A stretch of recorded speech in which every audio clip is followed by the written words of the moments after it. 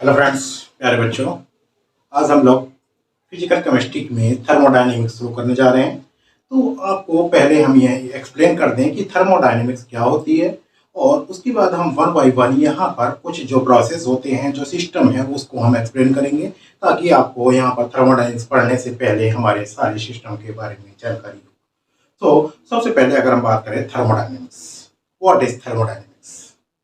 As you can see, जैसा कि आप जानते हैं, जब हमारी कहीं पर किसी पार्ट में रिएक्शन होती है, तो हमारा जहाँ पर रिएक्शन होती है उसको हम एक सिस्टम कहते हैं। और सिस्टम के बाद यहाँ पर हमारे केमिकल या फिजिकल कोई भी ट्रांसफॉर्मेशन हो सकता है। तो जहाँ केमिकल या फिजिकल ट्रांसफॉर्मेशन जब हो रहा है, तो उसमें हीट फ्लो होगा। हीट फ्लो यहाँ पर इस प्रकार से हो सकता है कि वो सिस्टम में हीट ट्रांसफर हो रही हो, या सिस्टम से हीट का ट्रांसफर हो रहा हो। तो इसी जो हीट का यहाँ पर ट्रांसफर हो रहा है, हीट चेंज हो रही है, उसी को यहाँ पर स्टडी करने के लिए ये जो पार्ट बना है केमिस्ट्री का, वो थर्मोडायनेमिक्स कहलाता है। तो आप कह सकते हैं कि thermodynamics is the study of flow of heat from the system और into the system, and it can be write as a definition in the following way. You can see that the study of flow of heat or any other form of energy into or out of a system as it undergoes a physical and chemical transformation is known as thermodynamics. इसको हम thermodynamics के नाम से जानते हैं। और पूरी thermodynamics को एक्सप्लेन करने के लिए तीन थर्मोडायनेमिक्स लॉज हैं, जिनको हम यहाँ पर पढ़कर पूरे करते हैं। जैसे कि हमारे पास यहाँ पर वो तीन laws: first law of thermodynamics, first law of thermodynamics,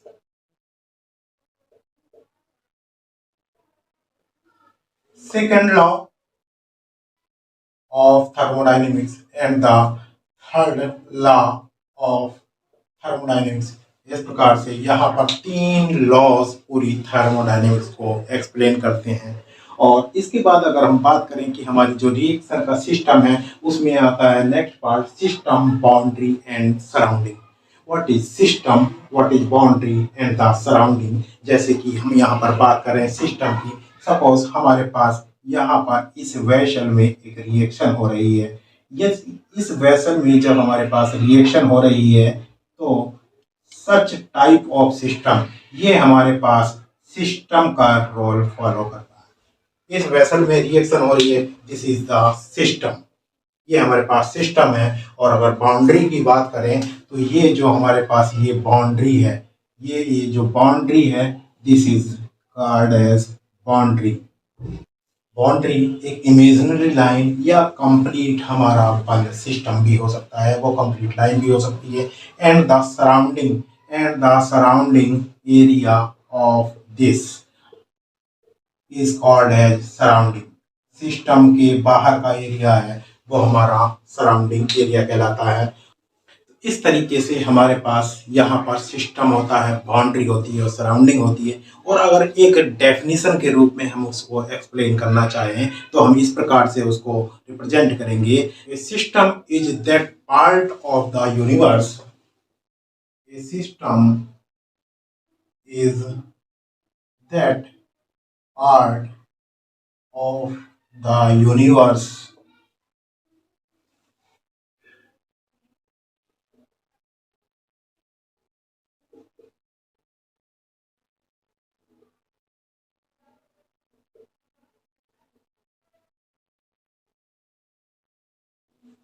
which is under thermodynamic study, and the rest of the universe is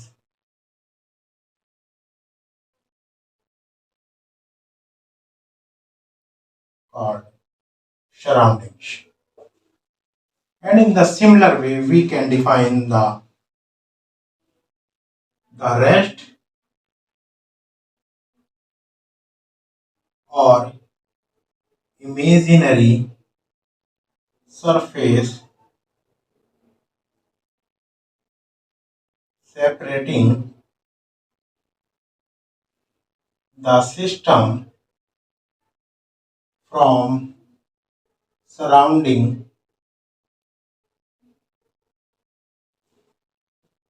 is called as boundary. ये हमारी से जानी जाती है। इस प्रकार से ये हमारी सिस्टम और बाउंड्री होती है और सराउंडिंग होती है, जिसको हम इस प्रकार से अगर कहीं पर लिखने की आवश्यकता होती है तो हम इस प्रकार से लिख सकते हैं।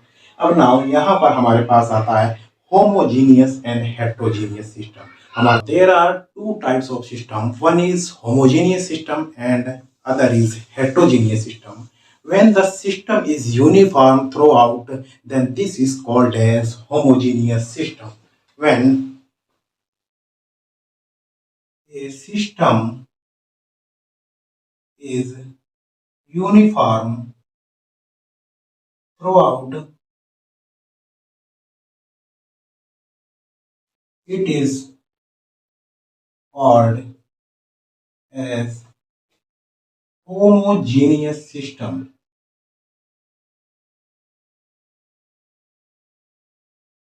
And the system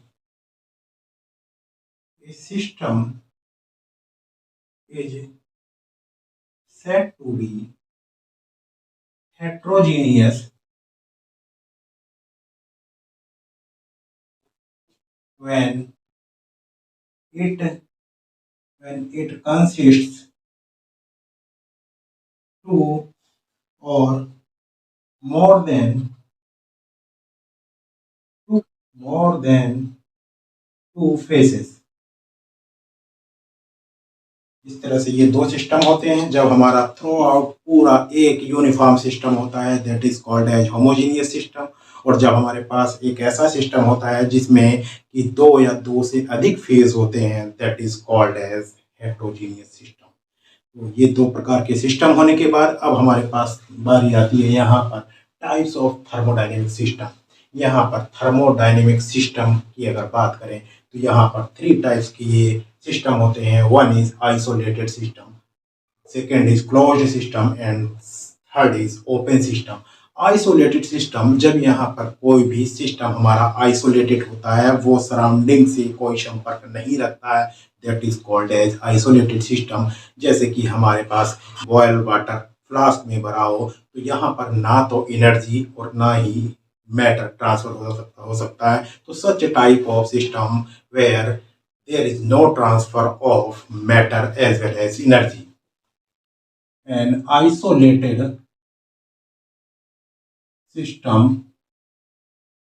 is one that can transfer neither matter nor energy.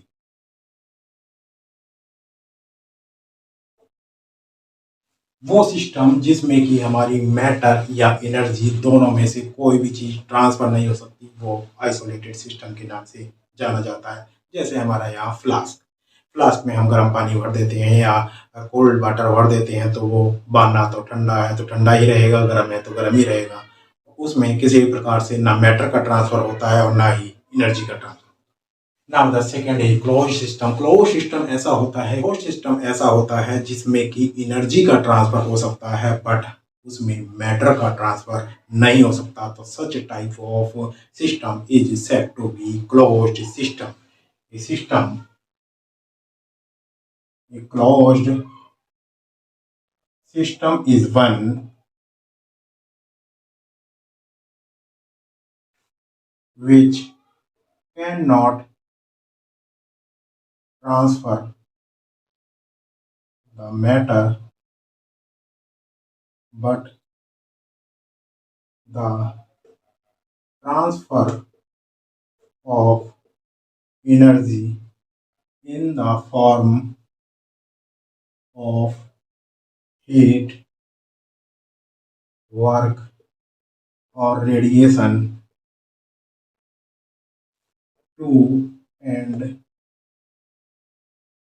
from the surrounding.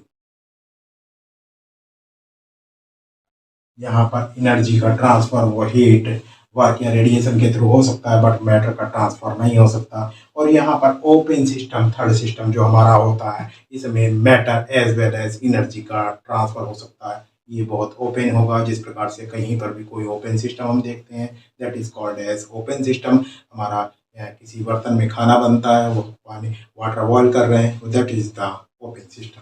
An open system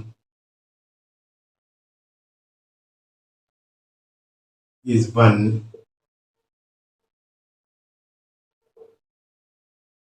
which can transfer both matter and energy to and from its surrounding।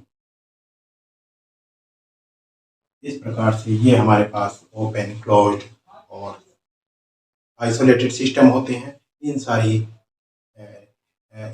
इन सारे वर्ड्स का हम thermodynamics में आगे use करेंगे, बराबर इनको इनके बारे में हम बात करेंगे। तो इस प्रकार से इनके बारे में आपको जो कंसेप्ट है वो क्लियर होना आवश्यक है थर्मोडायनेमिक्स को स्टडी करने से पहले। Now the next one is the intensive and the extensive properties.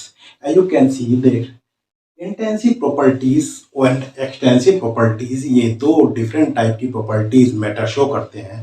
तो मैटर की ये जो प्रॉपर्टीज है, ये उसकी किन प्रॉपर्टीज पर, उनकी किन करेक्टरिस्टिक पर डिपेंड करती हैं। अगर इसकी बात करें तो हमारे पास वे प्रॉपर्टीज जो किसी मैटर की क्वांटिटी पर निर्भर करती हैं, वो प्रॉपर्टीज जो किसी मैटर की क्वांटिटी पर डिपेंड करती हैं, वो हमारी एक्सटेंसिव प्रॉपर्टीज के नाम से जानी जाती हैं। अर्थात आप कह सकते हैं the properties which depends upon the quantity of the matter और कॉल्ड एज एक्सटेंसिव प्रॉपर्टीज। और आप जानते हैं कि किसी भी पर्टिकुलर मैटर की अगर हम बात करें तो उसकी जो एक्सटेंसिव प्रॉपर्टीज होंगी, जो मास पर, जो उसकी क्वांटिटी पर डिपेंड कर रही हैं, तो उसमें मास होगा, वॉल्यूम होगा, एनर्जी होगी। ये हमारी प्रॉपर्टीज एक्सटेंसिव प्रॉपर्टीज के अंतर्गत आती हैं। और सिमिलर उसी प्रकार से जस्ट अपोजिट यहाँ पर होता है intensive properties, the properties which does not depends, the properties which do not depend upon the quantity of matter. जो प्रॉपर्टी किसी मैटर की क्वांटिटी पर निर्भर नहीं करती हैं, वो प्रॉपर्टीज इंटेंसिव प्रॉपर्टीज के नाम से जानी जाती है। एंड जैसे कि आप जानते हैं कि हमारे पास किसी भी लिक्विड का एक पर्टिकुलर बॉइलिंग पॉइंट होता है, कितना वो लिक्विड है इससे बॉइलिंग पॉइंट का कोई निर्भर नहीं होता। वाटर हमारा चाहे 1 ग्लास वाटर हो, चाहे हमारा एक 1 बकेट वाटर हो, उसका बॉइलिंग पॉइंट 100 डिग्री सेंटीग्रेड भी रहेगा। मेल्टिंग पॉइंट की अगर बात करें तो हमारे पास मेल्टिंग पॉइंट भी वो क्वांटिटी पर निर्भर नहीं करता, वो मैटर की क्वांटिटी से डिपेंड नहीं करता है। सो मेल्टिंग पॉइंट, बॉइलिंग पॉइंट, अगर हम बात करें रिफ्रैक्टिव इंडेक्स की, तो रिफ्रैक्टिव इंडेक्स भी उस पर डिपेंड नहीं करता है, वो हमारे पर्टिकुलर सोल्यूशन पर वेरी करता है, ना कि उसकी क्वांटिटी पर। उसके अतिरिक्त अगर हम बात करें टेम्परेचर की, तो टेम्परेचर किसी लिक्विड का उसकी क्वांटिटी पर निर्भर नहीं करता है। प्रेशर की बात करें तो प्रेशर क्वांटिटी पर निर्भर नहीं करता। तो such type of properties are known as intensive properties which do not depend upon the quantity of matter, and we can write the definition of these in the following way. The property which do not depend upon the quantity of matter present in the system is known as intensive properties। For example अगर हम बात करें तो हमारा melting point, boiling point, pressure, temperature, refractive index,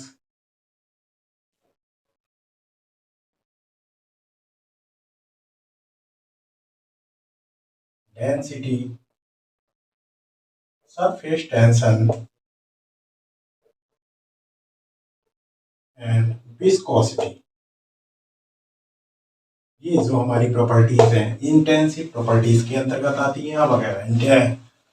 ये हमारी properties intensive properties की category में आती हैं। आप देख सकते हैं डेंसिटी वो लिक्विड की फिक्स होती है, वो मैटर पर डिपेंड नहीं करती। सरफेस टेंशन डिपेंड कर नहीं करता मैटर पर। विस्कोसिटी भी, ये स्पेलिंग मिस्टेक, विस्कोसिटी ये हमारी इंटेंसिव प्रॉपर्टीज होती हैं। तो आप देख सकते हैं यहाँ पर boiling point, melting point, pressure, temperature, refractive index कोई भी क्वांटिटी ऑफ मैटर पर डिपेंड नहीं करता। डेंसिटी है लिक्विड की उतनी ही फिक्स रहती है, वो मैटर पर डिपेंड नहीं करती कि उसकी क्वांटिटी कितनी है। Surface tension, viscosity are the similar properties which do not depend upon the quantity of matter of the system. Now we will discuss the extensive properties as we have discussed the properties which depend upon the quantity of matter in the system. So we can write the property which depend upon the quantity of matter present in the system is known as extensive properties. ये हमारी extensive properties कहलाती है। तो extensive properties के नाम से जानी जाती है। फॉर एग्जाम्पल अगर बात करें तो हमारा वॉल्यूम की बात करें तो ये हमारा एक्सटेंसिव प्रॉपर्टीज में आता है। कम मैटर होगा तो वॉल्यूम कम होगा, ज़्यादा मैटर होगा तो वॉल्यूम अर्थात सीधे सीधे क्वांटिटी पर डिपेंड कर रहा है। दूसरा हमारा मास, मास भी हमारा कम मैटर होगा तो मास कम होगा, ज़्यादा मैटर होगा तो ज़्यादा होगा, ये भी क्वांटिटी पर डिपेंड करता है। उसके बाद हम बात करें इंटरनल एनर्जी। इंटरनल एनर्जी, अगर इंटरनल एनर्जी की बात करेंगे तो ये भी क्वांटिटी पर ही निर्भर करेगी, तो एक्सटेंसिव प्रॉपर्टीज होगी। एंथैल्पी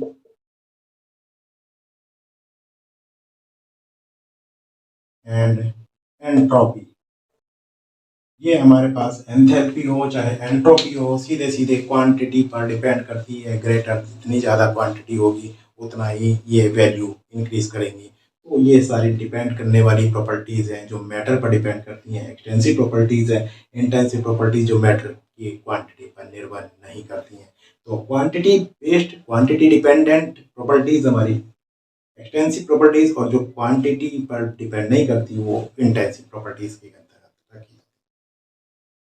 इस तरीके से हमारा यहाँ पर ये थर्मोडायनेमिक्स में कुछ बेसिक कंसेप्ट हैं जो यहाँ पर स्टार्टिंग में आपको जरूर पता होने चाहिए। और इसके बाद में हम थर्मोडायनेमिक्स जब स्टार्ट करते हैं, आगे थर्मोडायनेमिक्स की बात करते हैं, तो हमें इन प्रॉपर्टीज़ को बार बार यूज़ करके हमें उनका कैलकुलेट करना होता है। तो यहाँ पर ये पूरे सिस्टम और ये प्रॉपर्टीज़ हमारे लिए आगे काफ़ी इम्पोर्टेंट साबित होंगी।